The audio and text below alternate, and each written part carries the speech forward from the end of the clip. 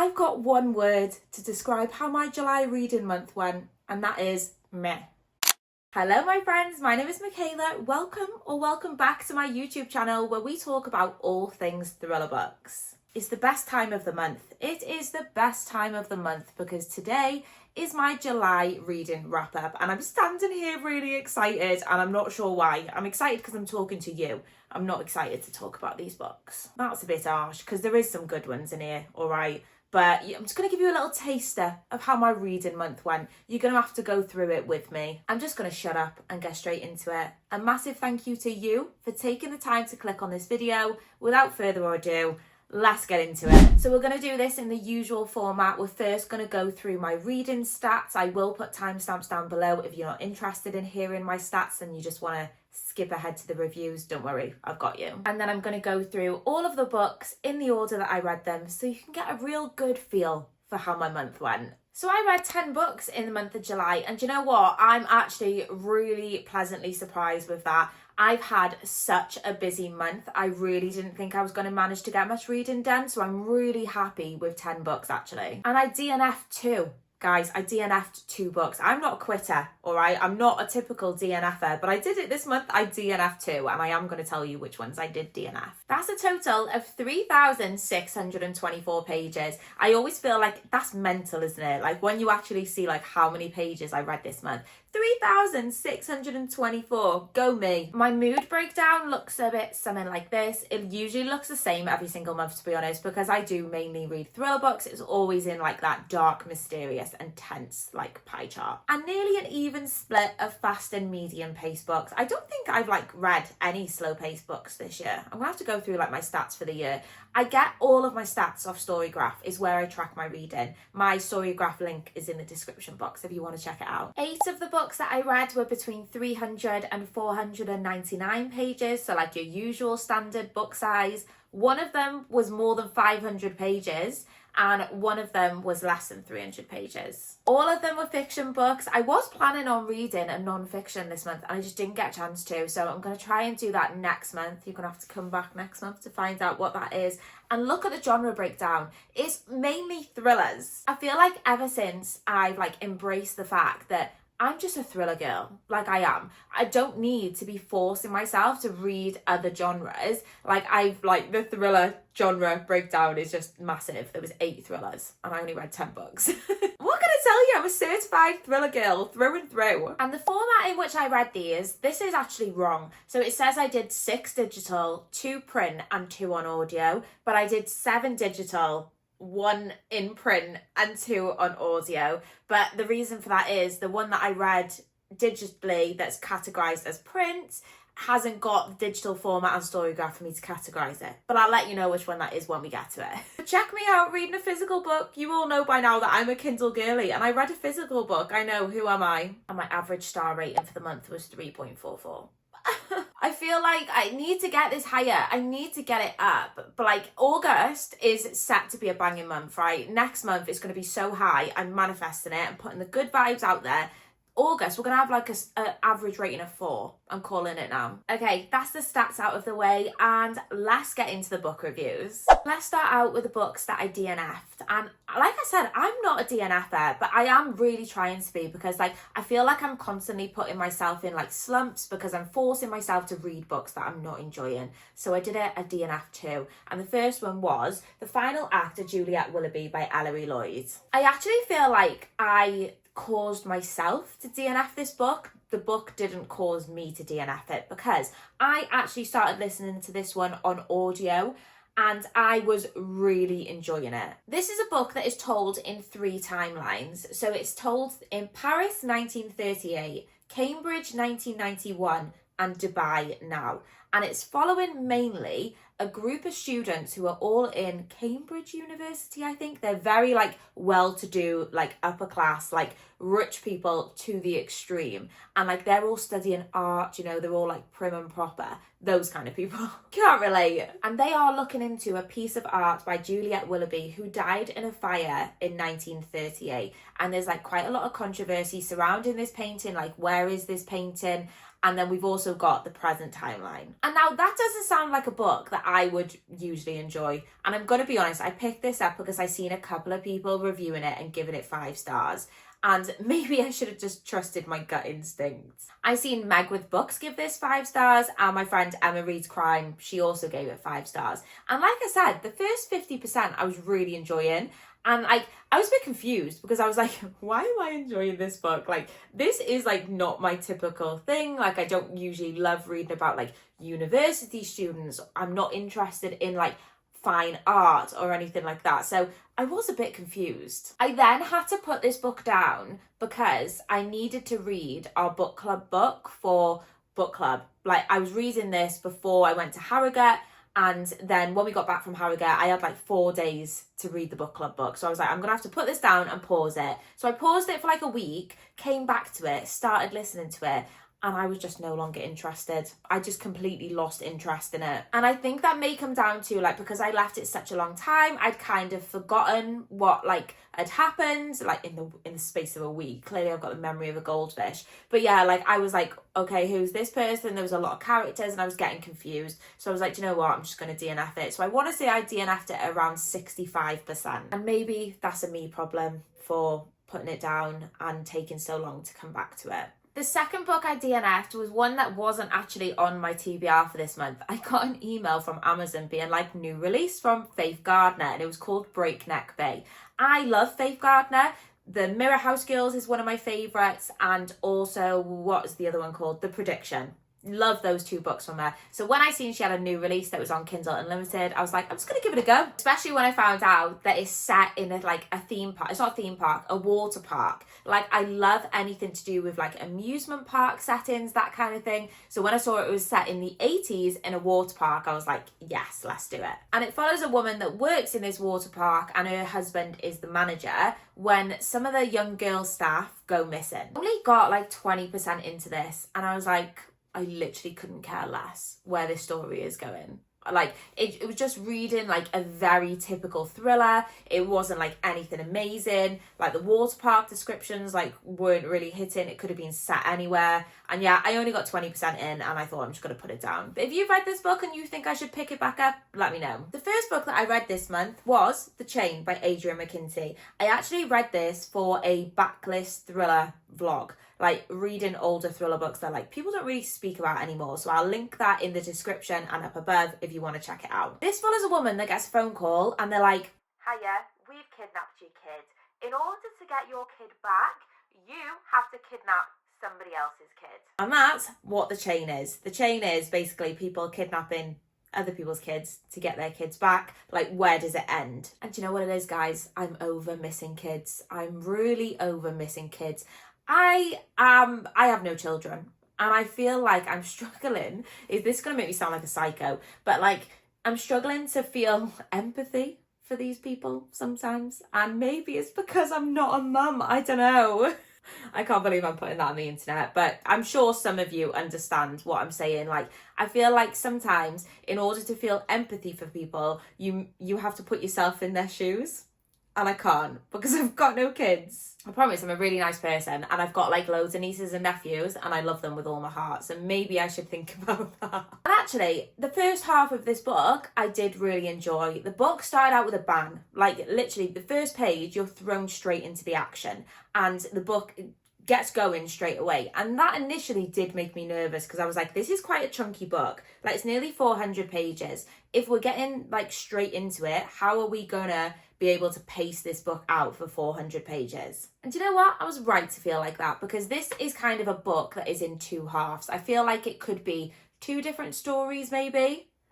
And the first half of this book I did really enjoy, and that's when the mum was trying to get the kid back. The second half of this book just took a completely different direction, like a direction I wasn't really expecting or anticipating, nor did I enjoy. So it was actually really difficult to rate this book, because yeah, like I said, the first half of this book probably felt like a 4-star to me, whereas the second half felt more like maybe a 2-star. So when it came to my rating, it was quite difficult, and I just went straight down the middle. I went 2.5 stars, but I probably would lean more to being a 2-star. because the second half of this book just ruined it for me. It should have ended at that halfway point. I'm just really glad that I've now got this off my TBR, because it's been on my TBR for donkey years. The next book I read was also part of that backlist thriller reading vlog, and that was MJ Arledge, Eeny Meeny. This is another one that's just been on my TBR for so long, and everybody kept on telling me, like, Michaela, you need to read that series, like, you're gonna love it, it's so good.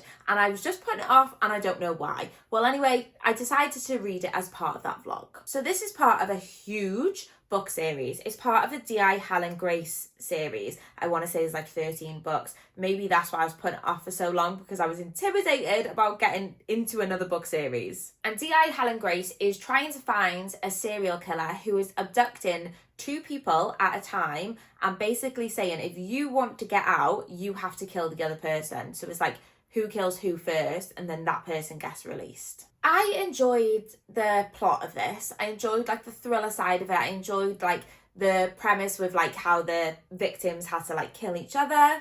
What does that say about me? Unsure. But I had a couple of issues with it. And this is an issue that I find myself having quite a lot with older thriller books. And it's the way that women are bloody spoken about. Like, there was like some weird dominatrix like side storyline in this, and I was like, that's a bit weird. Like sex workers, like just the way women are spoke about. And like, yeah, I think it's the older thrillers, and it's usually men. But I do think I will give this book series another go, because so many people have said like it just gets better and better. So I would definitely pick up another one, because I did find that with Chris Carter's books as well. And like, as you read them more, they do get better, I think, as time has gone on. So I will definitely give it another go. I gave it a 3.5 star. I just don't want to see any more like dominatrix shit in my thrillers. Do you know what I mean? Oh my god, guys, I read John Mars's new book that is not coming out until next year. It's called Dead in the Water, and John Mars personally sent me a copy like on my Kindle. Not to show off or anything. Honestly, I was like that. No, as soon as I got it, I was like, the TBR is going out the window. We are reading this immediately. This doesn't come out until February 2026. Honestly, I feel so bougie. So this book follows a guy that is out with his girlfriend one night, and like they're playing like truth or dare, or like they're doing dares with each other, and she dares him to swim out to the sea in Brighton, and he does do it. And he ends up drowning whilst he's off doing like his little dare. Very irresponsible. Like, don't be daring your partner to like go swimming in Brighton Sea if they're not confident. She ends up pulling him out of the water, and she's a paramedic, and she does bring him back to life. But when he comes back to life, he starts seeing people. He's seeing like a dead boy in front of him, and he's got no idea who this person is. So obviously he's a bit stressed. And he's like, oh my god, am I going crazy? And the only logical solution he can think of is that he needs to drown again and be brought back to life so he can figure out who this boy is and what happened to him. Have you ever seen the movie Flatliners? Like, the book is given that. The book is given Flatliners, and I loved that movie. And this book actually contains a character from one of John Mars's older books. I'm not going to tell you who it is, because it would be a massive spoiler. And I really hope that people don't spoil it online, like when the book comes out, because I feel like people will. But it's going to include a character that you thought you were never going to see again. That's all I'm going to say. What made reading this book even more fun was that I read it at the same time as Francesca from Francesca's books and our friend Lex, and we all had a group chat, and we were like talking about it and like discussing our theories, and I love that when I'm reading a book, so that made it even more fun. I never saw the direction that this went in. Like, I really didn't. I could never have predicted it. As usual with John Mars, he's just so good at twists, isn't he? And I ended up giving this book 4 stars. I'm so excited for you all to read it. You've just got to wait until February next year. Sorry. The next book I read was The Ghostwriter by Julie Clark. We actually read this for my online book club. If you want to join my online book club, the link is in the description. It's completely free. This month, I think we're reading, the poll hasn't finished yet, but the winner is, at the minute, The Girl Who Was Taken by Charlie Donnelly. So I think that's what we're going to be reading. I was really excited to get into this because I love books about authors. Like, I love it like when those two worlds collide, and I'm reading about my passion whilst doing my passion. So in this book, we follow professional ghostwriter Olivia. She has spent her entire life writing books for other people whilst going like completely anonymous. But what people don't know is that her dad is one of the biggest horror authors out there. And he was also the prime suspect in the brutal slayings of his siblings when he was a kid. Olivia's got herself into a bit of financial trouble when she's offered the chance to ghostwrite her dad's memoir, and she's like, I can't say no. I need the money. Guys, this was a slow burn. Like, I would actually say this was like slow paced, to be honest. Like, I wouldn't say it was like medium. It's definitely not fast paced. Like, it was a real slow burn. And at times I really did struggle with it. I feel like it could have been shorter.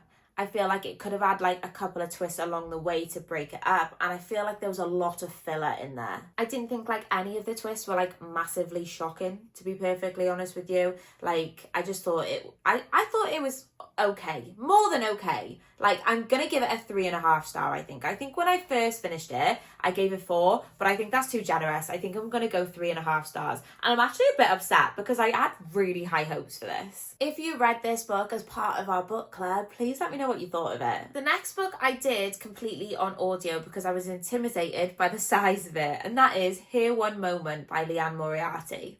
I think this is my first book from Liane Moriarty. Like, I DNF'd last year on holiday Big Little Lies because it was like mum drama, and I thought, oh, I couldn't be arsed with this. Like, I was having a good time around the pool in Ibiza. I didn't want to be reading about that. So I think this is the first book that I've ever finished from Liane Moriarty. And I'm so glad that I did it on audio because this book is like, this is the over 500 page book. And the audiobook, I want to say, was something crazy, like 16 hours long. It took me a good amount of time to listen to the audiobook. I think I want to say it took me like 2 weeks maybe to listen to it. But because that's not a reflection of the book, that's a reflection of how big this book was. So this follows a woman who is on a plane and she starts walking up and down the aisle. She's an older woman and she's like, age of death, place of death, time of death, and like she's just walking up to everybody telling them when they're going to die, how they're going to die, and how old they're going to be when they die. And obviously people are like,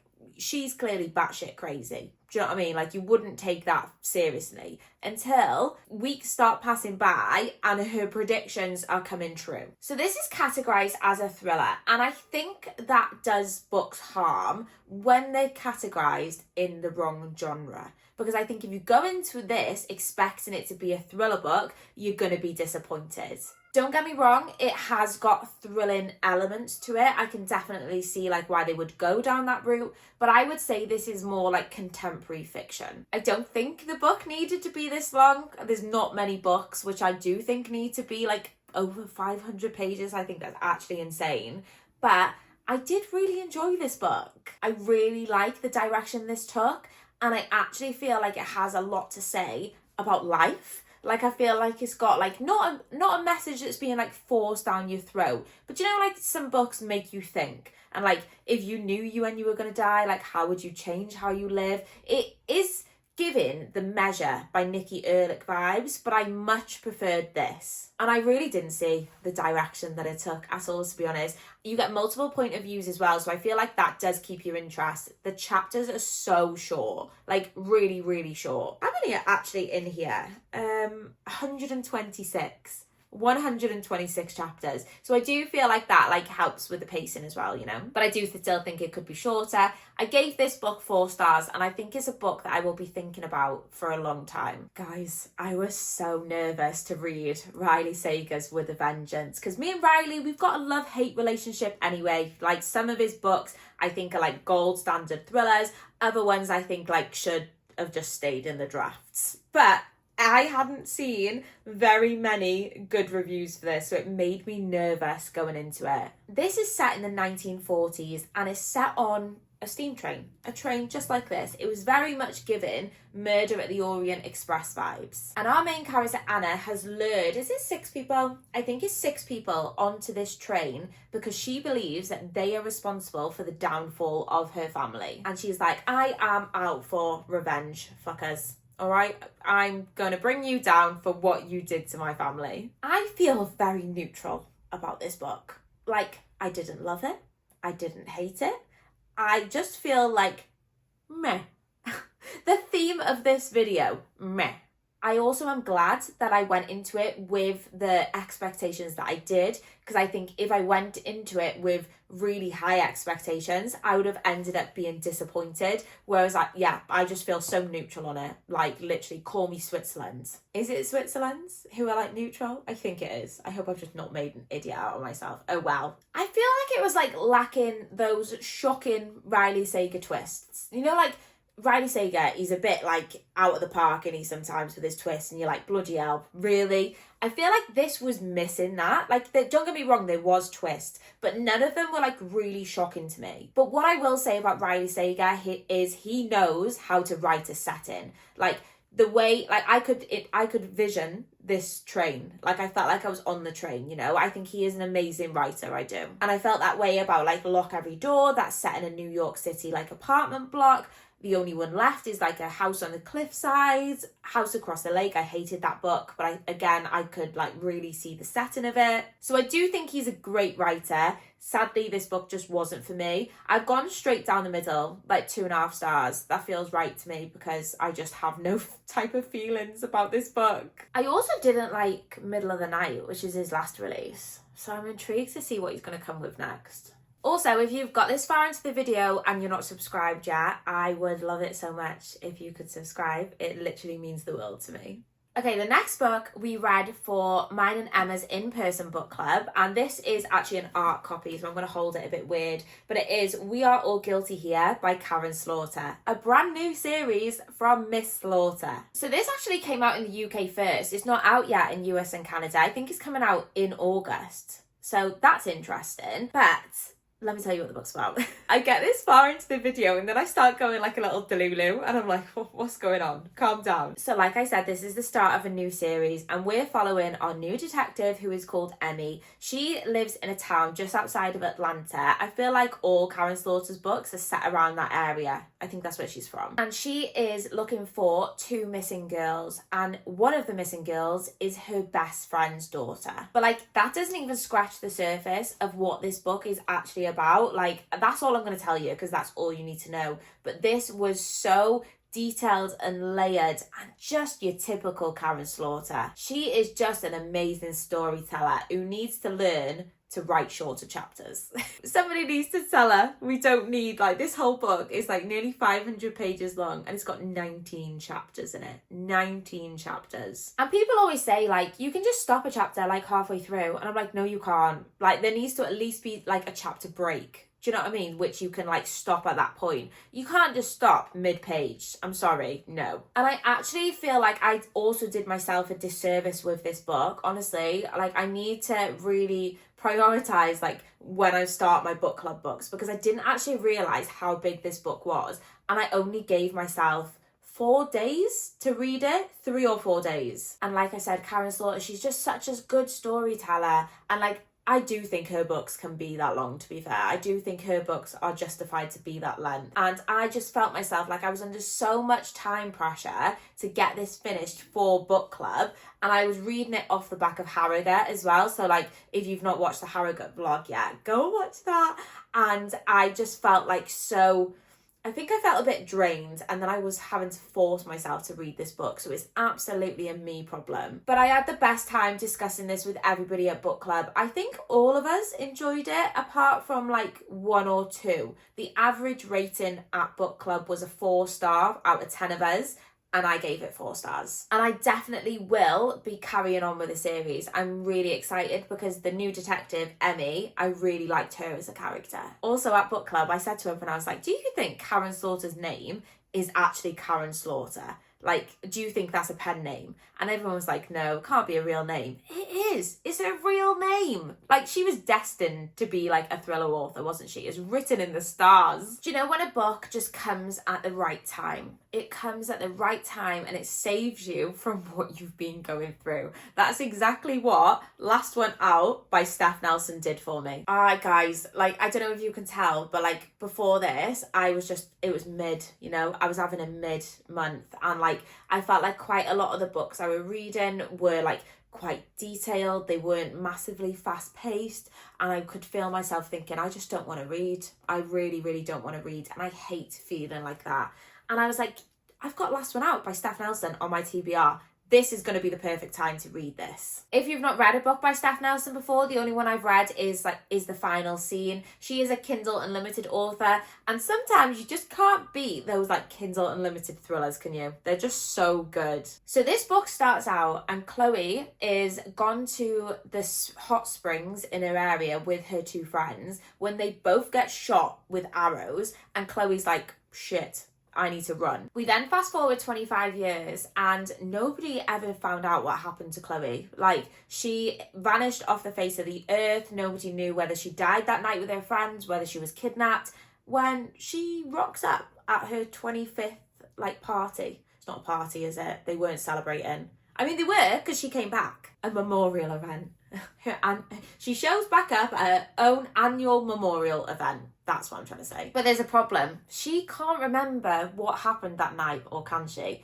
And she's like, I can't help you because I don't even know myself. The amnesia plot. Something about me is I bloody love it when people say they can't remember things. And I don't know why. It's like that unreliable narrator. Can they remember? Are they lying? Or does she actually have amnesia? This was such a good thriller book. Wow. I am so happy I read this book when I did, because it literally pulled me straight out of my slump. I had to know what was going on. I couldn't stop reading it. I think I read this in 2 days. I smashed through it 2 days, and I just had a look because I was going to say oh, is that optimum book length for 250 pages? No, the paperback's 320 pages, and it did not feel like 320 pages when I was reading it. I thought the writing was incredible. I really felt like I could get to know the characters. It had past and present timelines, the twists that weave things together.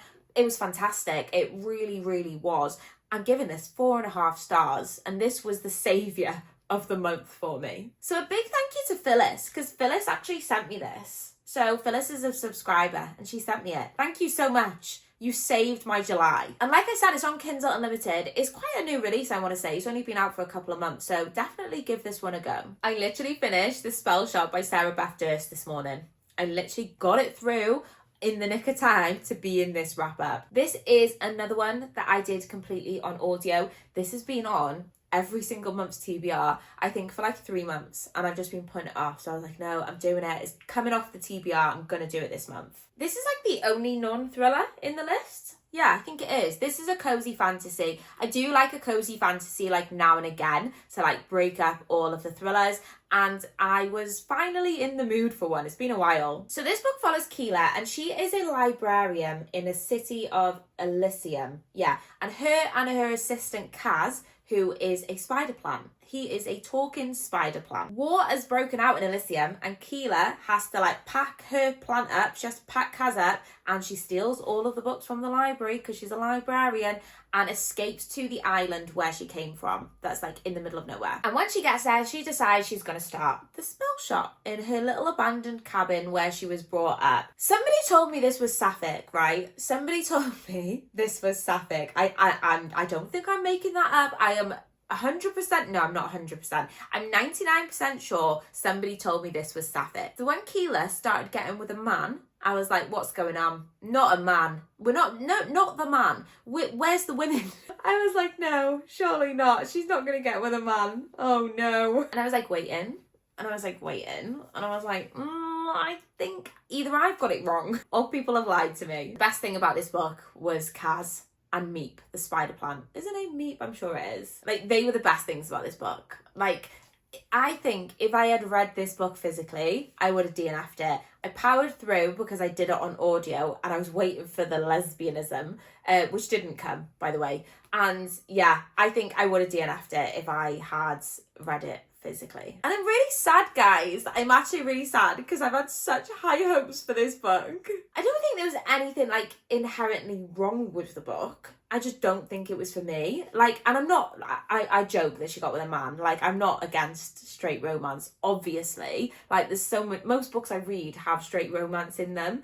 But I don't know, I just didn't feel like I gelled with the main character. I thought she was a bit annoying. So I thought it was fine. Like, it's got winged cats, and like they didn't even make an appearance that much. And I feel like the winged cats and Kaz probably saved this book for me. So I'm giving it 3 stars. I'm talking about it like I hated it. I didn't hate it. I just think I expected a lot more on lesbians. I've actually got the next book, which is called The Enchanted Greenhouse, but that's not a sequel to this book. I think it's like the same universe, but they can be read as standalones. And I do think I will give that one a go, because I just want to see more of Kaz and the Winged Cats. Okay, and the last book that I read this month was Janice Hallett's A Box Full of Murders. This took me a lot longer to get through than I thought it would, because this is a kid's book. This is Janice Hallett's newest release, but a children's book. Is it called, I think they're called like middle grade, and it's told entirely through mixed media, like Janice Hallett's like usual style. It's all told through mixed media. So I thought it was going to be like a really easy like read to get through. Like I could probably read it in like 1 or 2 sittings. I want to say it took me like 2 or 3 weeks to read this book. And I think that also comes down to, like, I read it physically. This is, like, one of the ones I did read physically. Do you crack your spines? I used to be so opposed to, like, cracking spines. But, like, when I'm reading a book physically, I don't want to be, like, this, you know? Like, sometimes it's just got to be done. So this follows Ava and Luke. Ava and Luke, their parents have just split up. So Ava's living with the mum, Luke's living with the dad, and they're communicating by text. So like most of the mixed media is them texting each other. And Luke finds a box in the attic relating to a potential murder that happened in the 80s. And they think like it was one of their parents who was involved, because the documents are in their attic. So you're kind of getting the documents that are in the box, you're getting the text between them, and do you know what? It was a really cute, fun time. It was. The places where it went took me by surprise. I thought, being a middle grade book, like surely I'm going to be able to put the pieces together, but no. Like I felt like a bit of a detective while I was like reading it, you know? Like I feel like I was solving it with them. Like the evidence was being presented to me and I was going through it with them. I felt really invested in the story. It was also a bit different for me because I've never read a children's book before. Like who knew kids like reading about murders? Not me. If I had a kid, this is the sort of book I'd be reading to them. And it's actually going to be part of a series, which is really cute. It was just a really cute, wholesome, fun read. That's the best way I can describe it. I'm not going to rate it because like I'm not the target audience, do you know what I mean? And it feels wrong for me to rate it, so I'm not going to rate it. But all I'm going to say, like, if what I've told you sounds interesting, don't write it off because it's a children's book. Like, still give it a go. And then lastly, I just want to finish up with the 2 books that were on my TBR that I didn't have chance to get to. I did quite well. Only 2 books I didn't get to. And the first one is the one that Amy chose for me, Sarah Pascoe's Weirdo. I mean, I was a bit apprehensive like when she first gave it to me anyway, because if you haven't seen last month's TBR, I used a TBR jar to plan like what books I were going to read, and Amy picked this one for me. And like, I don't even know what genre it is. I think it's like a rom-com or something. So I was a bit apprehensive about reading it, and I just wasn't in the mood, so I wasn't going to force myself to read it. And I also didn't get to Lending a Paw by Laurie Cass